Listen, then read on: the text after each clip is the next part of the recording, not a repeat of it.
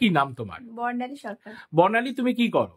আমি একটা প্রাইভেট স্কুলে জব করি। প্রাইভেট স্কুলে জব করো। বর্ণালী, তুমি আগের বার ডক্টর পণ্ডিত আচার্য মিঠুন শাস্ত্রী অগরী তারা ভৈরবকে দেখিয়েছিলে, কেমন লেগেছিল এবং তোমাকে যা যা বলেছিল তা ঘটেছে কিনা এবং তুমি তার ফল পেয়েছো কিনা? একদম যা যা বলেছিলেন A to Z সব ঘটে গেছে।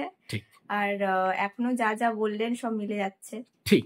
এবং তোমার মার সাথে আছে, মায়ের বাবার বাড়ির কোন জায়গায় কি গাছ আছে এবং ওখানে যে একটা হরি মন্দির কোথায় আছে সেটা পর্যন্ত বলেছে। সেই জায়গাতে সমস্ত ঘটনাগুলো মিলেছে। এবং আপনার একটা বুকের একটা প্রবলেম হচ্ছিল মাঝে, তো বলে দেওয়া হয়েছিল যে বুকের এই জায়গায় কোনো প্রবলেম আসবে না। আপনি পরীক্ষা করেও কি তাই দেখলেন?